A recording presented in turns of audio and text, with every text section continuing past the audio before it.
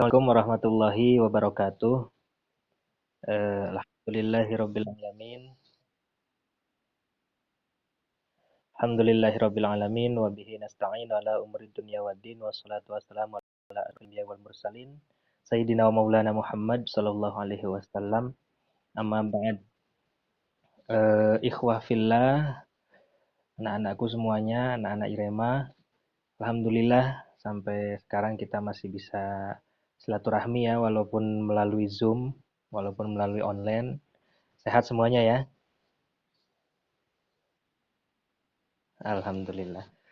Eh, Memang kalau kita lihat di salah satu hadis Rasul yang bunyinya man shoma ramadhana imanan wahtisaban ghufira lahu ma taqaddama min dzambih.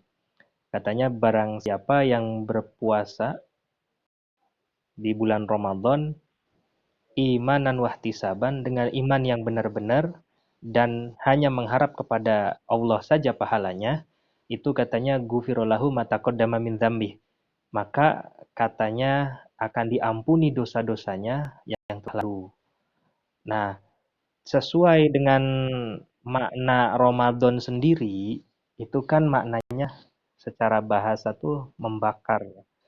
Maka kalau bahasa gampangnya, dengan datangnya Ramadan ini, membakar dosa-dosa kita yang telah lalu. Gampangnya begitu. Apalagi kemarin di Nisfu Sa'ban, kita sudah diganti nih buku rapotnya ya, buku amalannya sudah diganti, jadi bukunya baru lagi gitu. Nah, makanya nanti di akhir ada Idul Fitri, balik lagi kepada kesucian atau balik lagi kepada fitrah gitu, setelah dosa-dosanya diampuni. Nah, sebenarnya Ramadan kali ini kita memang mendapati sesuatu yang tidak biasa seperti tahun-tahun sebelumnya. Nah, paling tidak ada satu ujian, yang mana ujian ini memang datang tidak hanya ke orang Muslim, tapi datang juga ke saudara-saudara kita yang non-Muslim. Dan tidak hanya orang Indonesia, tapi seluruh dunia. Ya, seperti yang kita tahu kan ada corona gitu ya.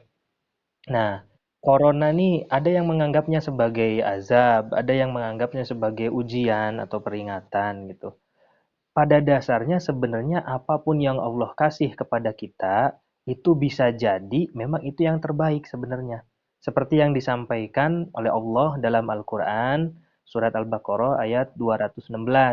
Wa'asa antakrohu syai'an wa huwa khairul lakum.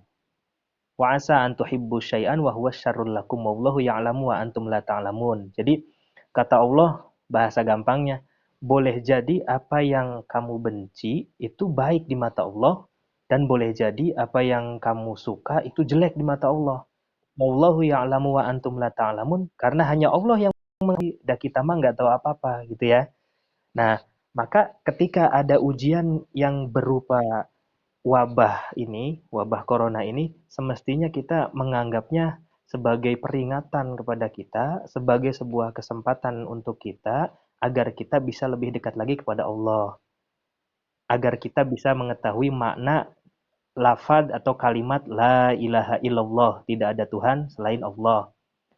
Kenapa saya kaitkan dengan lafaz La ilaha illallah?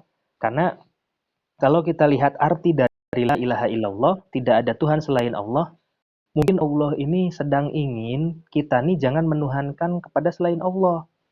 Mungkin sebelum ada wabah ini kita sering menuhankan, mohon maaf, alat komunikasi kita, HP gitu ya. Atau mungkin sebelum ada corona ini kita lebih menuhankan teman-teman kita. Kita lebih sering nurut kepada teman-teman kita. Atau mungkin bisa jadi dengan lafaz la ilaha illallah ini, dengan adanya wabah corona ini, Allah pengen kita nih ibadahnya hanya kepada Allah saja, bukan kepada selain Allah, bukan ke Ka'bahnya. Nah, kalau sekarang kan rame nih, ya kan? Katanya kalau perputaran tawaf itu sudah berhenti, maka kiamat sudah dekat. Saya jawab, tawaf tidak berhenti pun kiamat akan selalu mendekat, tidak akan selalu menjauh. Ya, artinya apa? Ketika Masjidil Haram, Masjid Nabawi, dan beberapa masjid di belahan dunia, termasuk di Indonesia ditutup, bisa jadi Allah pengen kita nih, ibadah kita ini fokusnya bukan ke masjidnya, tapi fokusnya tujuannya. Bisa jadi begitu. Itu kalau kita menanggapi wabah corona atau menanggapi ujian ini sebagai peringatan. Beda lagi kalau kita menanggapinya sebagai azab. Tapi insya Allah ini peringatan buat kita. Kalau kata Habib bin Hafiz dari Yaman, itu katanya setiap ada ujian yang besar, maka setelahnya pasti akan ada hikmah yang besar pula. Setiap ada istilahnya eh, hal kesulitan yang sangat besar, maka setelah itu akan ada kelapangan yang sangat besar. Maka selalu husnudzon ketika ada hal-hal yang seperti ini. Contoh begini, sekarang kan musim lagi rame juga ya. Jadi sebenarnya aslinya kita ini sekarang lagi menghadapi dua ujian.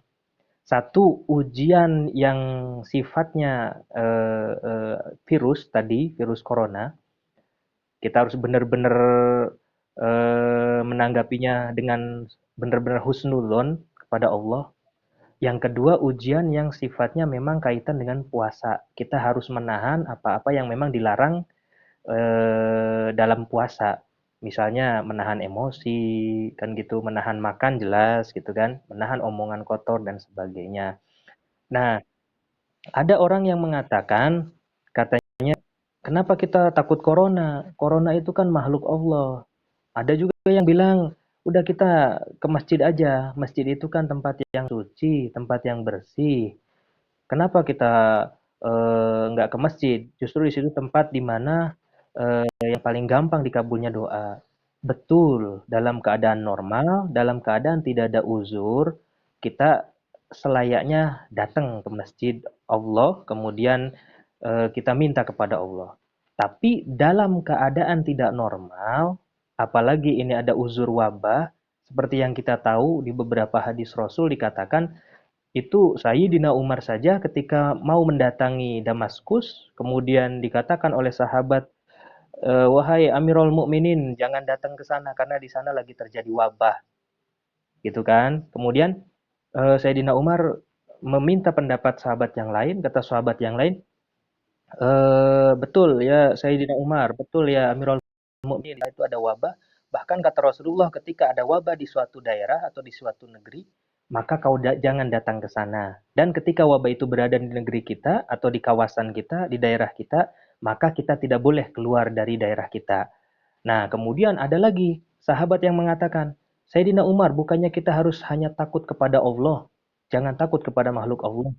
Kenapa kita harus lari dari takdir? Kemudian Sayyidina Umar menjawab, betul, kita ini tidak boleh takut kepada selain Allah. Dan kita juga sebenarnya tidak lari, justru kita hanya lari dari takdir yang buruk ke takdir yang baik. Maka ketika itu Sayyidina Umar akhirnya tidak langsung datang ke Damaskus. Akhirnya nggak jadi gitu ya. Nah ini banyak sekali hadis Rasul yang menggambarkan bahwasanya kalau memang kita takut kepada Allah, maka kita juga harus berpikir logis, berpikir rasional. Ada lagi yang bilang, orang yang melarang orang untuk datang ke masjid adalah sahabatnya Dajjal dan sebagainya. Ini rame juga di media sosial ya. Nah itu, bagaimana menanggapinya? Kalau seandainya orang yang melarang ke masjid gara-gara ada uzur, apapun itu uzurnya, disebut sebagai sahabatnya Dajjal, maka berarti mufti-mufti Mesir yang menyampaikan fatwa-fatwanya, kemudian juga mufti Masjidil Haram sama Masjidil Nabawi, juga para ulama yang ada di Indonesia, saya kira mereka ilmunya tidak sedikit, ilmunya banyak, gitu. Mengapa mereka berani juga? Mereka juga punya otoritas, mereka juga punya tanggung jawab. Dan ini saya juga ada satu buku, satu kitab. Nah, kitab ini judul judul kitabnya Fatawal Ulama Haula Virus Corona. Ini yang terbaru. Fatwa para ulama dunia ketika menghadapi virus corona. Jadi yang terbaru. Kemarin saya dapat tanggal 21. Di sini saya coba buka sedikit ya. Ini supaya kita juga memahami betul. tidak apa namanya, tidak memisahkan antara eh, ikhtiar kita dengan doa kita. Nah, ada satu kata di sini. Nah, ini ada di halaman 13. Nah, bisa baca nggak?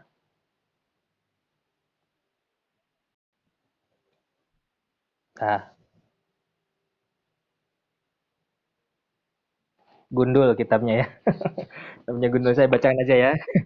Saya bacakan nih.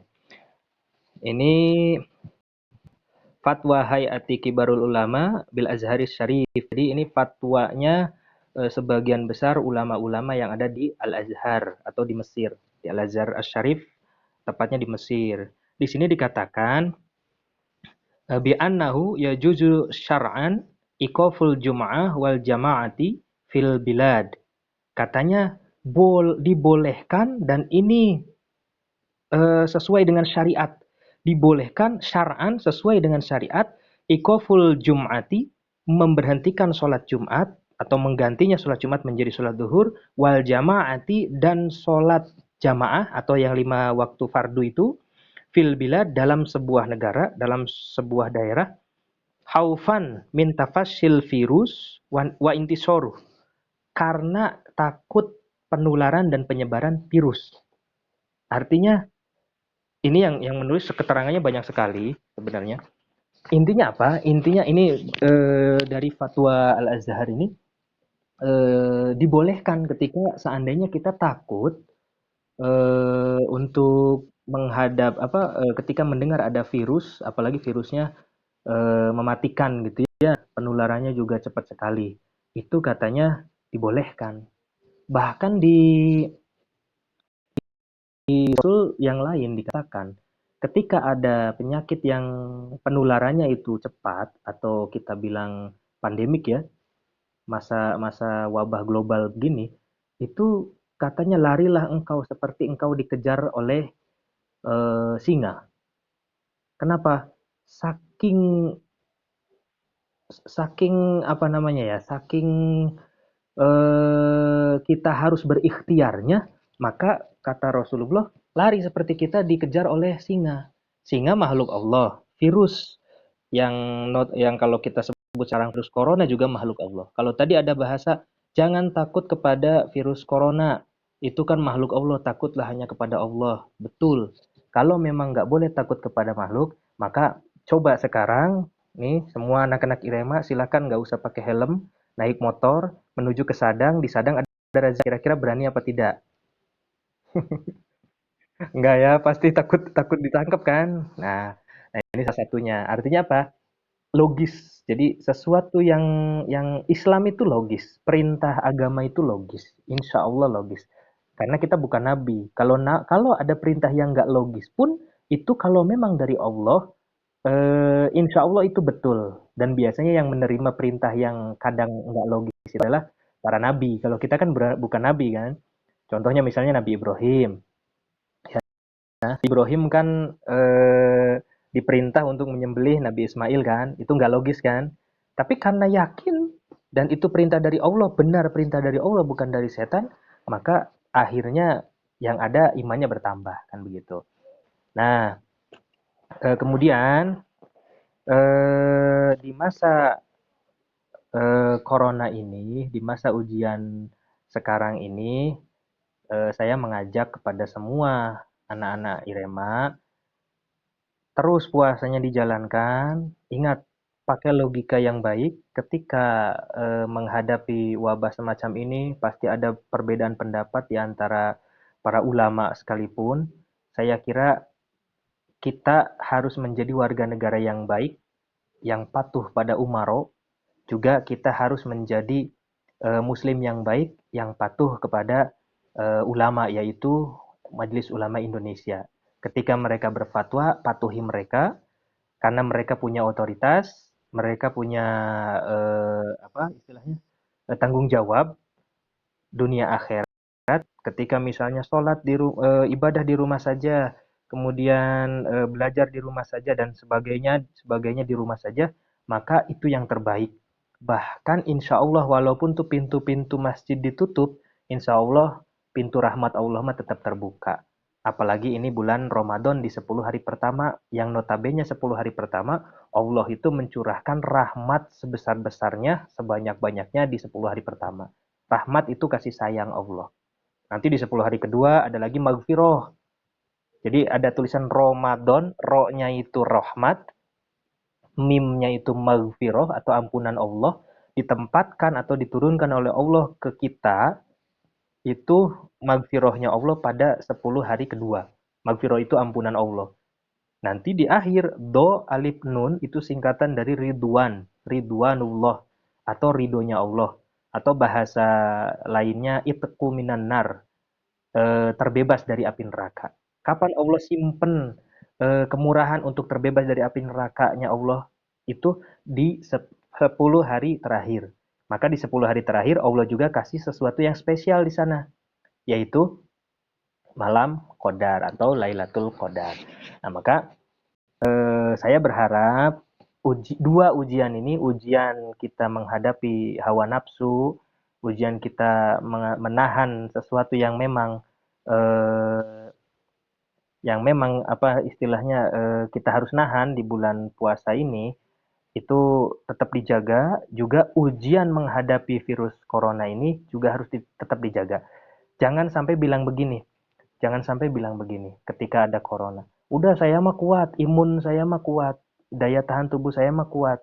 Maka saya akan tetap ke masjid gitu ya misalnya. Maka saya akan tetap berkerumun, maka saya akan tetap berinteraksi dengan banyak orang. Betul, dia mungkin kuat secara fisik, dia mungkin kuat stamina-nya, tapi dia tidak sadar kalau dia itu ternyata lemah. Apanya yang lemah? Yang lemah itu hatinya. Dia tidak punya keikhlasan untuk menerima, untuk patuh kepada umaro dan ulama. Ya, jadi tidak hanya kuat secara fisik, yang lebih lebih hebat lagi adalah orang yang kuat secara batin, yaitu ikhlas menerima fatwa ulama, ikhlas menerima hadis. Memang sifatnya bukan menjauhkan ke masjid, bukan, tapi kata Rasulullah apa? Al-ardu kulluha masjid.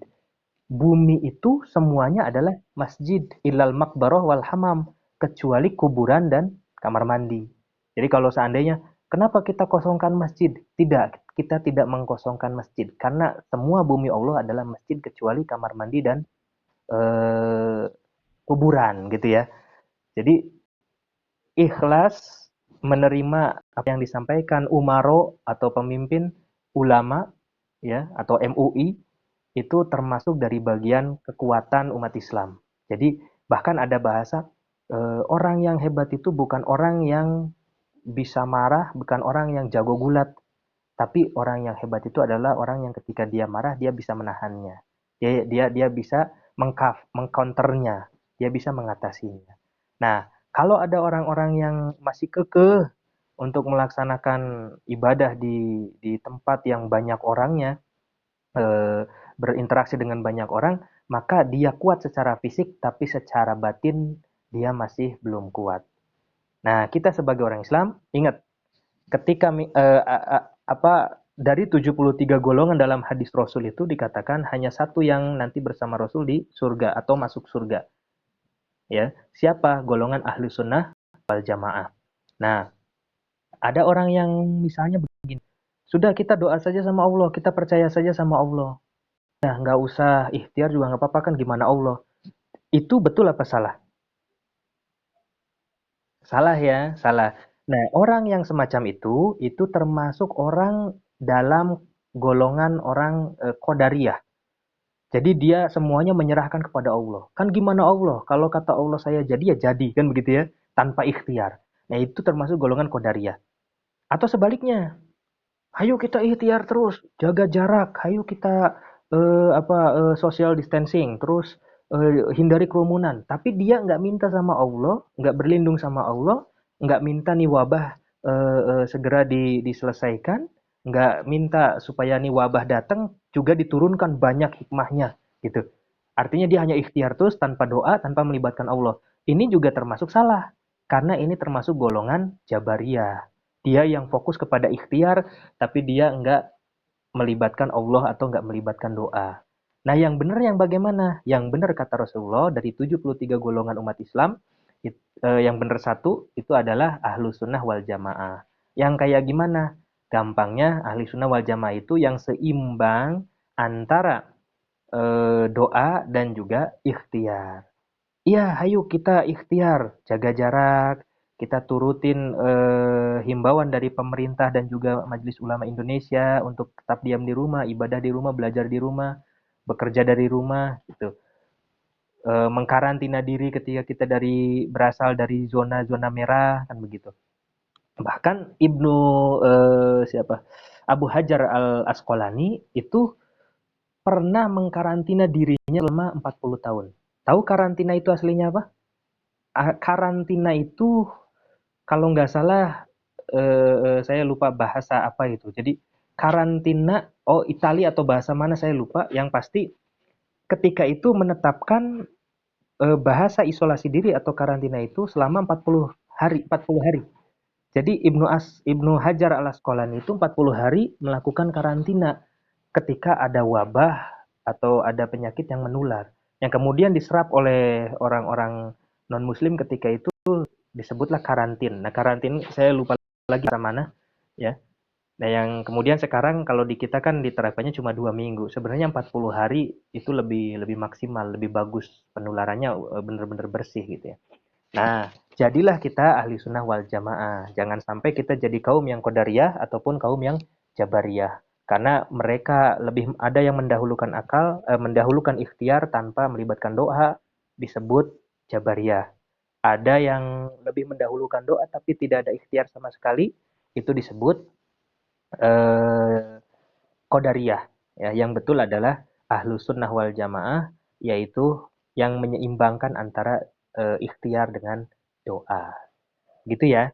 Nah, selama puasa ini manfaatkan benar-benar nih. 10 hari pertama manfaatkan untuk mendapatkan rahmatnya Allah. Ya, mendapatkan kasih sayangnya Allah. Gimana caranya? Minta sama Allah perbanyak karena di bulan puasa ini kan apapun dilipat-lipat kan ya. Apapun berlipat ganda pahalanya. Maka manfaatkanlah.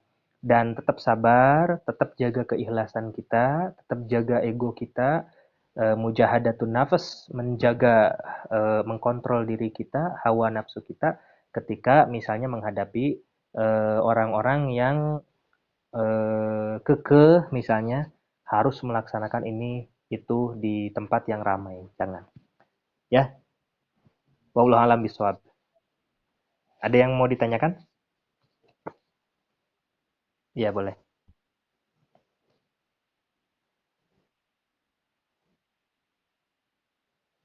Hmm.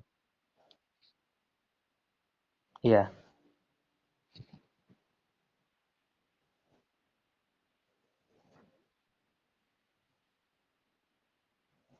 Oh iya.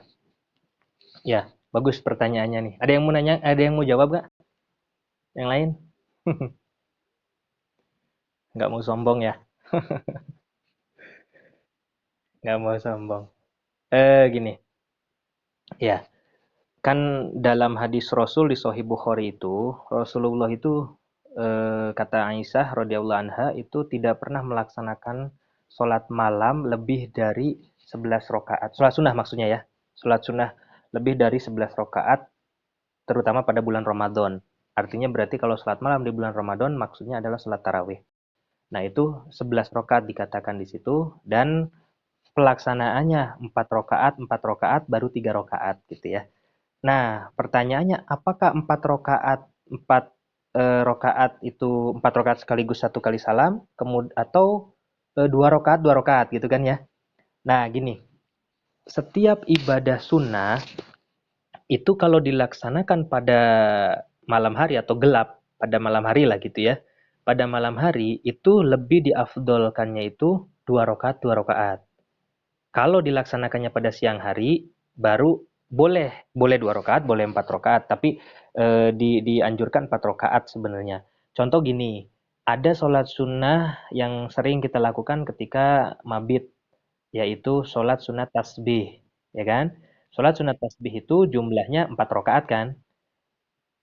Karena kenapa 4 rakaat? Karena untuk mendapatkan 300 kali tasbih. Di setiap rokaatnya itu mendapatkan 75 tasbih, gitu kan? Nah, kalau dilaksanakan di siang hari, sholat tasbih itu afdolnya 4 rokaat 1 kali salam. Tapi kalau dilaksanakan pada malam hari atau pada ya dari maghrib sampai malam gitu ya, sampai menuju subuh itu afdolnya dilaksanakan 2 kali salam atau dua rakaat salam, 2 rakaat salam. Termasuk sholat tarawih. Kalau di Indonesia sendiri kan, jangankan di Indonesia, di Arab Saudi juga kan dua rakaat sebenarnya ya. 2 rakaat salam, 2 rakaat salam gitu sebenarnya begitu. Walaupun memang boleh sebenarnya 4 rakaat juga. Cuma afdolnya kalau malam hari sholat sunnah itu 2 rakaat, 2 rakaat. Kalau siang hari boleh nggak Pak?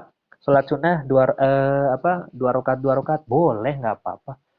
Kalau duha 4 rakaat boleh Pak, boleh gitu. Kalau mau 2 rakaat, ya udah 2 rakaat aja, nggak apa-apa gitu ya.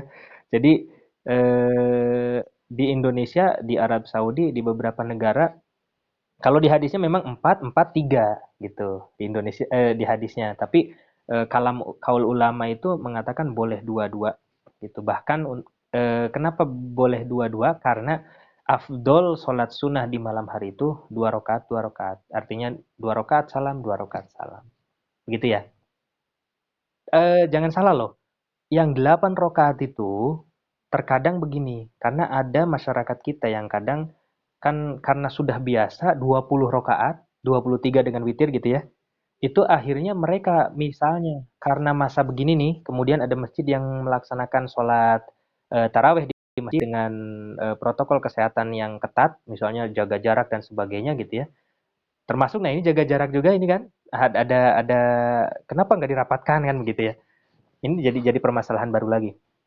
Nah, ketika misalnya ada satu satu daerah yang kemudian disampaikan, udahlah karena ini masa wabah, masa darurat, masa dalam keadaan tidak normal, sudah saja kita laksanakan sholat tarawihnya jangan 20 rakaat, 8 rakaat saja ya. Nah, ini dasar hadisnya begini begini begini. Tapi jangan salah, kadang ada saja masyarakat karena berdasarkan tradisi, mereka terkadang menganggap tradisi itu lebih wajib dibandingkan syariat. Hati-hati. Akhirnya mereka menolak. Enggak, jangan 8. Itu mah Persis dan sebagainya. Ada yang begitu. Padahal Persis ge Islam gitu ya. Masih gitu ada hati-hati gitu ya. Dan nanti ketika menyampaikan kalau di masyarakat gitu. Jadi 8 ya Persis Islam, NU Islam, Muhammadiyah Islam. Kita semua Islam kan begitu. Tapi untuk menghadapi masyarakat yang begitu perlu apa istilahnya? Perlu hati-hatilah dalam menyampaikannya ya. Karena yang biasa 20 tuh kadang jadi 8 tuh jadi susah gitu. Padahal mah apa mungkin di hari pertama, kedua dia sholat raweh, mungkin di tengah-tengah kemana gitu ya. Ya kalau sekarang mah mungkin enggak lah. Karena sekarang mah kemana-mana ada corona gitu. Tak begitu ya, Irfan ya. Ada lagi? Ada lagi? Ya. Oke. Ya.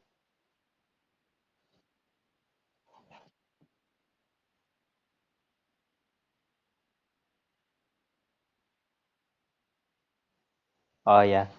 Itu ya, terima kasih.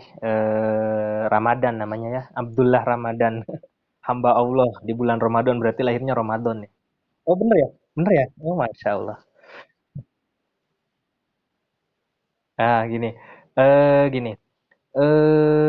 Ada dalam surat Al-Isra ayatnya ayat 23, wa qadha rabbuka alla ta'budu illa iyyahu wa bil walidaini ihsanan. Nah, kesananya ya, kesananya itu eh gimana itu bunyinya? Wa am gimana ya? Saya lupa lagi bunyinya itu. Yang pasti eh ujungnya itu fala takul lahuma uff. Ada yang ingat? Oh ya, imma yablughanna indakal kibaro ahaduhuma aw kilahuma fala takul lahuma uff. Nah, wala tanharhuma wa qul lahuma qaulan sadida tuh. Ingat weh. Tadi mah nggak ingat.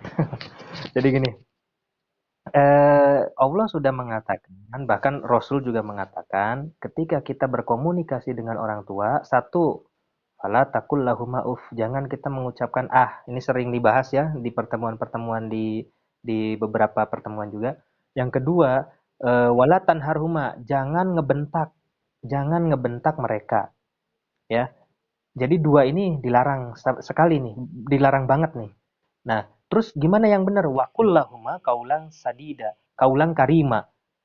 Ucapkanlah kepada mereka, ngomonglah dengan mereka, berkomunikasilah dengan mereka dengan perkataan yang mulia, karim. Nah, bagaimana kalau seandainya orang tua kita ini salah, Pak? Kayaknya orang tua kita ini melanggar lah, katakan gitu, melanggar syariat gitu secara agama ya. Bagaimana Pak caranya? Boleh nggak kita memperingatinya?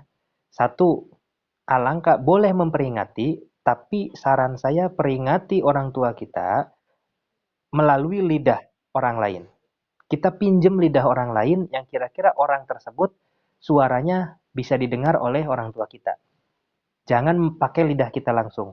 Karena kalau pakai lidah kita langsung pasti kamu baru belajar segini aja udah sombong. Kamu ngaji di mana sih? Kamu oh itu macam-macam nantinya ya. Jadi dikiranya kamu nih masih kecil juga gitu kan. Misal contohnya gini lah. Misalnya ibu kita itu nggak pakai kerudung, auratnya kemana-mana. Ibu kita melakukan hal-hal yang memang di luar syariat misalnya ya, naudzubillah ya. Nah, kemudian kita tahu itu salah. Nah, ketika kita tahu itu salah, hati-hati. Jangan langsung ngomong. Cukup cari orang yang lidahnya bisa didengar oleh ibu. Misalnya siapa? Nenek mungkin, atau kakek mungkin, atau kakaknya, uwa berarti gitu kan. Kakaknya mamah gitu. Atau siapa om, atau siapalah bibi gitu dan sebagainya.